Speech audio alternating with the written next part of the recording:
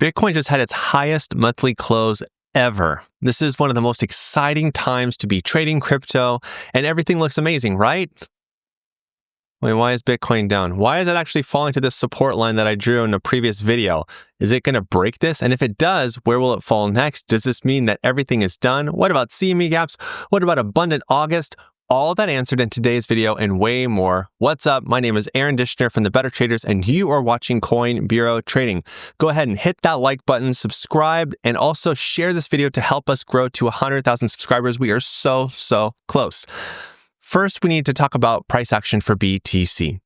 I drew this short-term support line in a previous video, and I am happy to see that it's kind of working, but also a little bit nervous. This is literally a make or break line. Ladies and gentlemen, if Bitcoin breaks below the support line, I think that we could actually see it drop down over here to like $100,000, which totally goes against the whole premise of this video being an abundant August incoming, right? So let's just assume that we're going to see Bitcoin bounce off of support right here. Now, it's difficult to say, oh yeah, this is definitely going to happen, mainly because this is going to be our first test of a very vertical support line, which is a little bit nerve-wracking. There is a benefit to this though, and there is a reason why we could bounce. One of those reasons is because the CME gap has been filled here at $115,385. Now I know some different numbers are floating around, but the way that I measure CME gaps is I measure from the high where the gap is created, not from here, but from here, and then we just go horizontal. So the good news is that our CME gap for Bitcoin has been filled.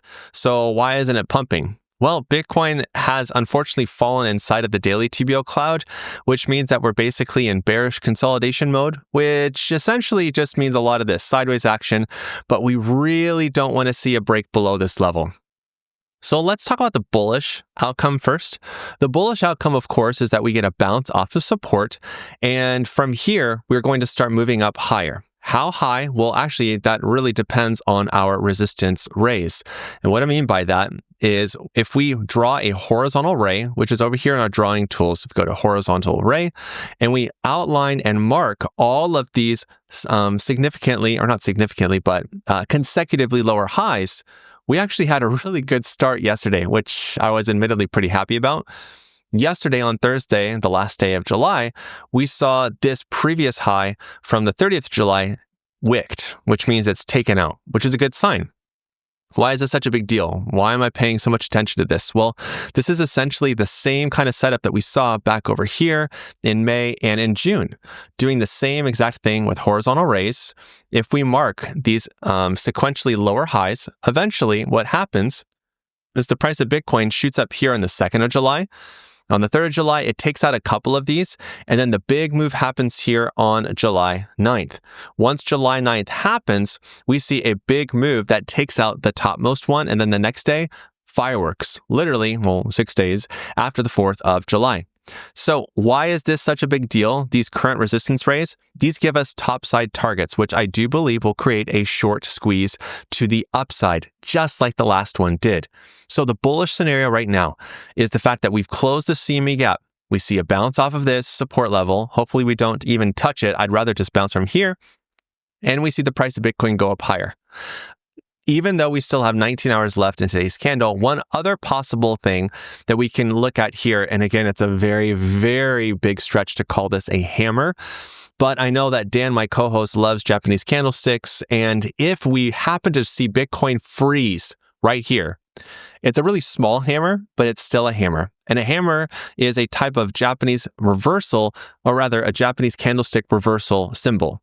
So when we have a long lower wick, a thin, long body that's right here, and a very short upper wick, it basically resembles a hammer.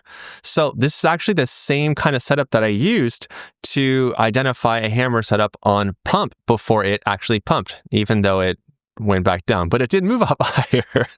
But essentially, it's the same concept. Now, the main thing that I want to distinguish between pump and Bitcoin is that Bitcoin has a much greater and much larger market cap. So therefore, I think it's much better to use Japanese candlestick formations on this. But again, super premature. Do not quote me on this because again, we have 19 hours and 7 minutes left until this daily candle closes. but it is something to consider.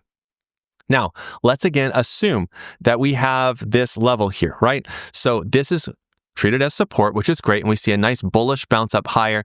The next thing we have to do is Bitcoin has to take out all of these highs.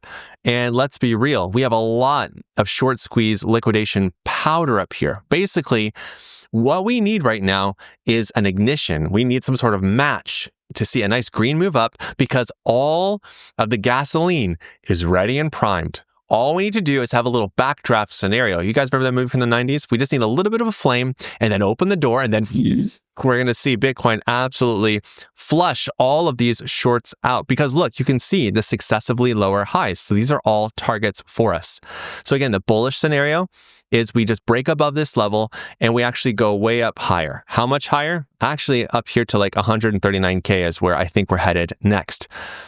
Now, I actually have data to back this up, and I want to share that with you next. But before I do, I want to make sure that you watch this video. It's going to help you out a bit. It's going to be linked at the end of this one, talking about this data, but I'm going to go way more into depth in this data. Plus, in the description of this video, there are going to be links to sign up for different things, links to check out Femex, which is an awesome, centralized exchange where I'm actually creating some really cool signals for this.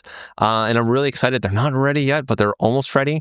But go ahead and sign up now in advance. So that way you can get access to the bonuses that are here, and so that way you can start up the bots that I'll be having. Plus, there are also non-KYC requiring exchanges like 2bit and Coinglass. Both of these have some crazy bonuses, like 2bit's bonus of like 30,100 USDT. And Coinglass as well. Plus, there's lots of other stuff that's available on the Coin Bureau website. If you go here to deals, you'll be able to see a lot of other offers and options that are available, including the Coin Bureau Club, other exchanges, other resources, and of course, 10% off of our course at thebettertraders.com, the 15 Minutes to Financial Freedom course. Okay, we need to talk about data because before I talk about the bear scenario, let's, again, make us feel a little bit happy about this. You've probably seen this shared online. This is on Coinglass. We're looking at Bitcoin monthly returns. And the reason why I'm looking at this is because they have a sheet, which is kind of good, but it doesn't give us a lot of data, enough data for me to be excited about or to be happy about, I should say.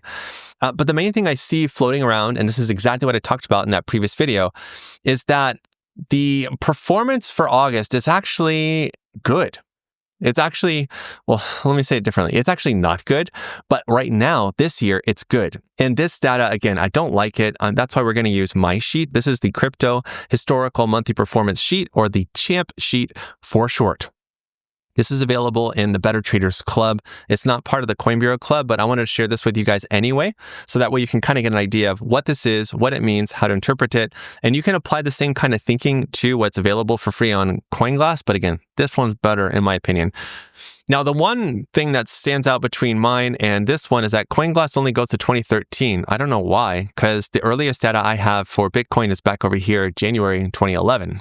But anyway, looking at performance, basically this is tracking every single monthly close and it's rounding up or rounding down based off of the 0.5 value. So if the month of August 2017 closed at 64.7%, just going to round it up to 65%.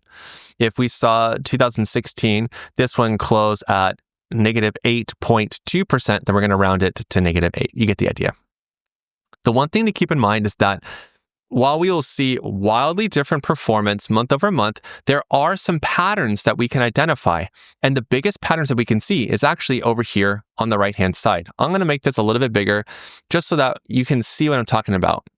I've painstakingly gone through, not really.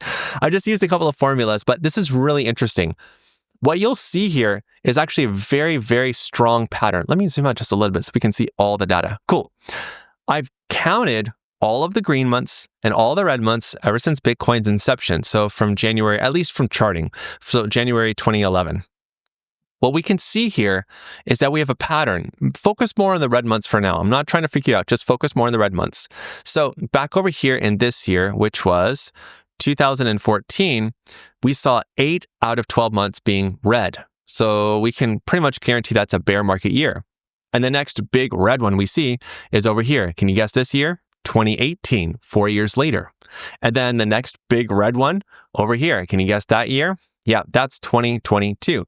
So this is why I still believe the 4-year cycle is very much legit. And if you've watched videos on my personal channel, you should know about this concept of top, bottom, reversal, and I forget, rally. I think that's what it is. It's been a while since I filmed that video. But essentially, this is what we have. So we have a top year, a bottom year, reversal, rally, top, bottom, reversal, rally, top, bottom, reversal, rally, top. So I still believe we're in a top year. So why am I focusing on the red months? Because when we have a super bullish year, which was like back over here, and pay attention to the year right here. Why is this all rhyming? It's just English. 2017, 9 out of 12 months were green. And the next big one was right over here in, if I can get the scroll to work, 2020 and 2021. This one had insane performance. So again, these are big bull market years. And then last year, and the year before actually, 8 out of 12 months, we are still going, but right now 5 out of 12 months this year have been bullish. In fact, looking at this is insane. I mean, this is really good performance and it's very much typical for a bull market year. But with that said, what about August? Well, on average, August usually closes down 1%. On the median performance, it closes down 9%. Now, is that different from what we see over here? Yes, it is. Over here, again, median's down to like -7%. Here, average is like 1.6, but they're leaving out a lot of data, in my opinion. This is important because we need to understand what the forecasted target is for Bitcoin, and that's the whole purpose of this sheet. But again, focusing on top-bottom recovery rally, we are in a top year. So that means if we go backwards, so this is our top year, here's our rally year, recovery, bottom, top. Well, that's interesting. If we look at 2021 in August, I have to zoom in so you guys can see it a little bit better. There we go. So we had a green August 2021, up 14%. If we go back 4 more years, 1, 2, 3, 4, 2017 was really green. This is actually up, the Bitcoin is up 65%. If we go back 4 more years, 1, 2, 3, 4, 27%. Now, call me crazy, but it seems to be a little bit of a pattern here. And honestly, at this point, I think we could just use any pattern that will help us to keep a bullish perspective. But seriously, I think that because this is a top year, August is not going to disappoint, that we're actually going to see Bitcoin close up. So this is where the numbers get a little bit tricky because over here, our median performance is set for a drop of 9%, which isn't bullish. And over here, it doesn't really help us either because we're looking at August performance at -7% or +1%, both of which I don't think are realistic. But if we can look at these numbers and kind of do a quick little estimate, 14%, 65%, 27%. So even just a 14% move would be pretty amazing from the start of this month. So let's kind of just do a thought experiment. Let's go over here to TradingView. Let's hide this stuff and just see for the start of this month. And we're going to go over here and we're going to do, actually, we'll go back here. We'll just do 1 month. If we were to move up 14% from the start of this month, and I need to zoom in a whole lot to make sure I got the right number because we've just started. So a 14% increase would be up here to like $132,000.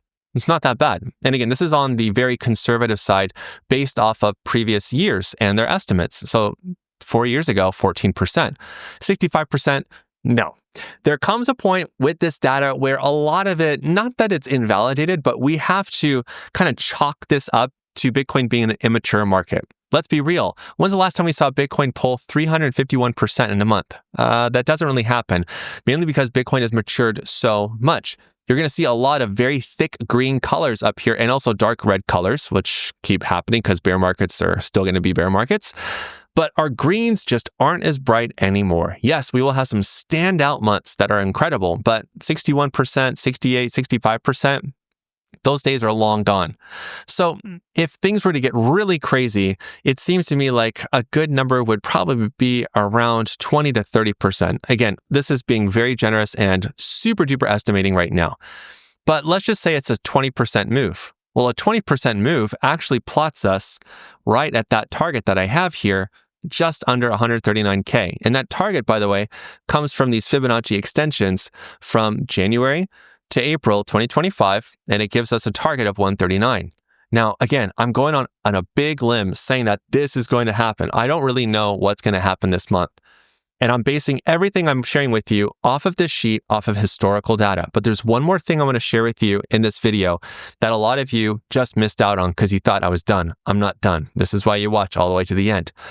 The sheet gets better because down below, I don't just have the monthly close, I actually have monthly volatility. And this is where things get really, really important.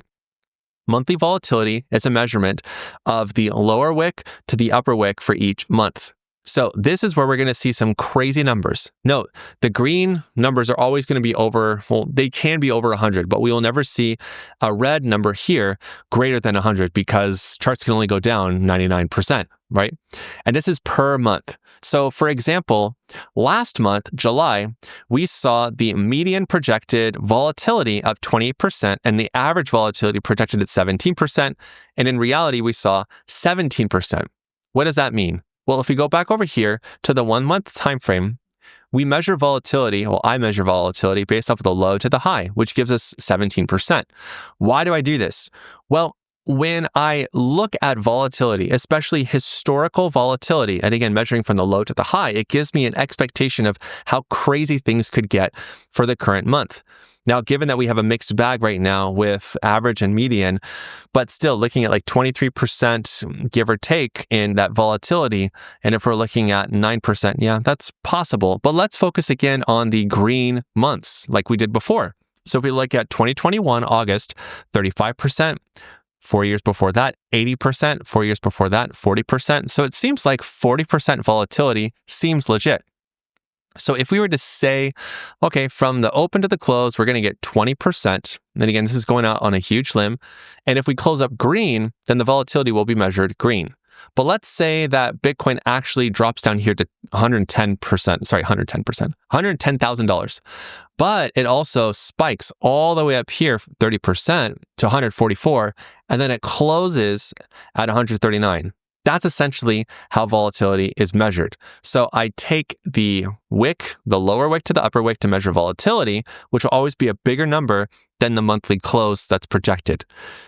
The whole idea of this thought experiment is to figure out, well, how could things turn out for BTC? And a lot of it is based off of this support fan that's very short term. And also BTC pushing above these resistance rays. I'm bullish. I think that it's going to happen.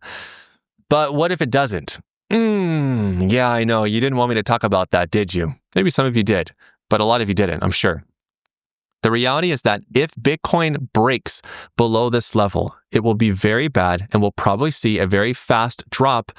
Hopefully, I really don't like the dragged out ones, but we'll probably see a drop down here to like 100K. Why?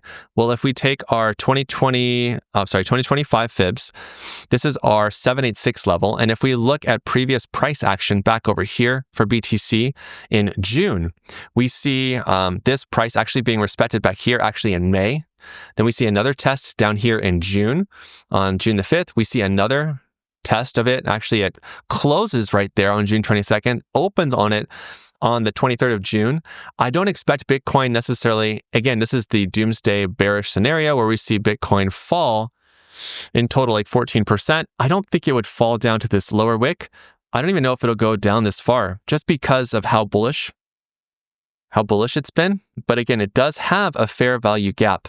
And if that fair value gap is filled, that means that the price of Bitcoin will be falling below support. Filling the fair value gap will be good, but it does make it a little bit risky. So let me help you out a little bit more. If the price of Bitcoin happens to break support today and it just drops down and it does close our fair value gap, what we should expect to happen next is pretty much a bounce up here to test previously broken support, this level right here. What'll most likely happen is it will get rejected and we'll see a deeper move and we'll just kind of see this try again until finally we break down to 100K and then we start over. Now, this goes against what I think is going to be happening for August, but the truth is that the summer months are usually quite bearish for Bitcoin and for stocks because most of the trading activity dries up a lot. One thing I do want to leave you with, though, and I'm not trying to be a perma-bear, trust me, my nickname is Moon and Papa after all. I want to draw your attention. You probably already saw this. Over here, September is typically a very bearish month for crypto. Median performance down 5%, average down 4%. Even though the last 2 years were green, that bucks the trend because 2022, red, up until 2017. 2 months of green, red. If we go over here to Coinglass, we can see similar price action, -4%, -3%. It's a pretty rough time for crypto. And then, of course, we know the end of the year is extremely bullish. That's pretty much the game book, or rather the game plan, the plan book.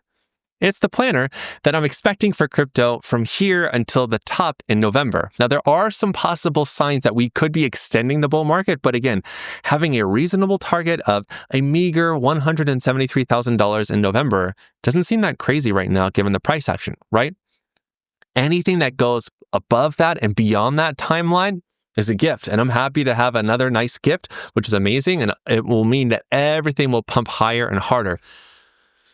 But make sure that you're taking profits on the way up. There's no guarantee that this market's going to end at the end of 2026, like some metrics say. Even I've found some charts that say that it could happen, but that could is like super duper italicized. There's no real guarantees to that. So I want you to watch this video to help you understand why I made the decisions I made using this chart. And until the next time, you know what to do. Stay awesome and stay in the green.